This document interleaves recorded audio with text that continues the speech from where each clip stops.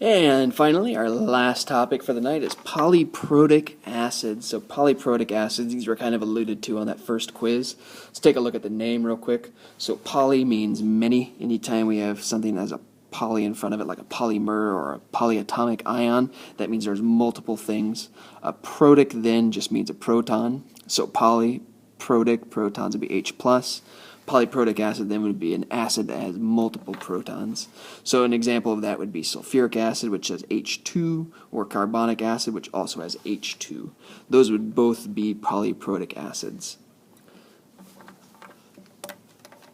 Where this becomes important then is when we look at the Kas for different reactions. So carbonic acid, for example, when it ionizes, it doesn't ionize into two H pluses and CH3.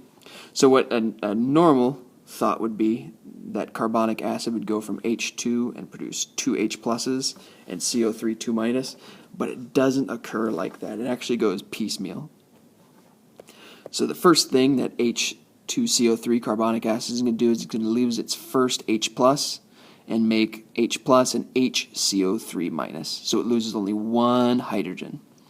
The equilibrium constant for that is 4.3 times 10 to the negative 7th, and that's where it's going to stay for the most part. Once the concentration gets high enough, then the HCO3 minus is going to set up an equilibrium with H plus and CO3 2 minus. So here is where it loses the second one. And the equilibrium constant for that one we can see is 5.6 times 10 to the negative 11th. So the concentration of the H2CO3 would have to get pretty high before it ever loses that second proton. So when we look at concentrations of acids, so like sulfuric acid is a strong acid, when we look at the H plus concentration for polyprotic acids, we assume that the H plus concentration comes from first ionization.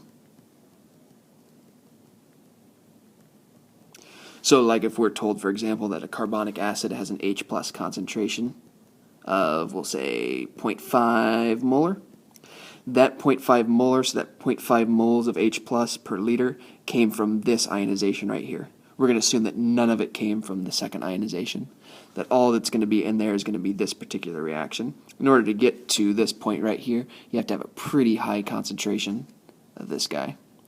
And that should actually make sense because of the Chateliers Principle. So if we think of both of these happening simultaneously in the container, this first reaction is going to produce H pluses. And if we look at this second reaction, the H pluses from this one will actually drive this guy backwards. Le Chatelier's principle says if you put stress on a system, it pushes it the other way. So the H pluses generated from this first ionization are going to stress this second ionization and push it back, so that it's going to favor the reactants in this case of that guy, which means that all of the H pluses would just come from this guy right here. So more often than not, all we're going to do here is use these two just to compare, what's going on. More often than not, we're not going to ever see the second ion coming off in the solution. And we label these Ka1 and Ka2. You can have triprotic acids, which would be acids that have 3 protons, and that would be something like phosphoric acid.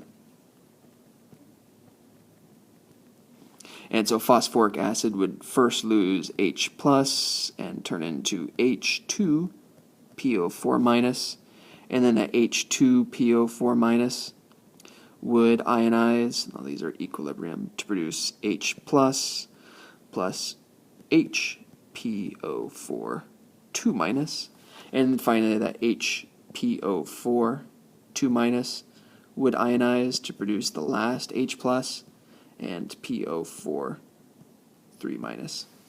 And in this case we would have Ka1, Ka2, and Ka3. But if we thought of this in terms of pH, all of the H plus concentration would just come from this guy right here. Concentrations have to get really high in order for it to get to this point, or heaven forbid, that point right there.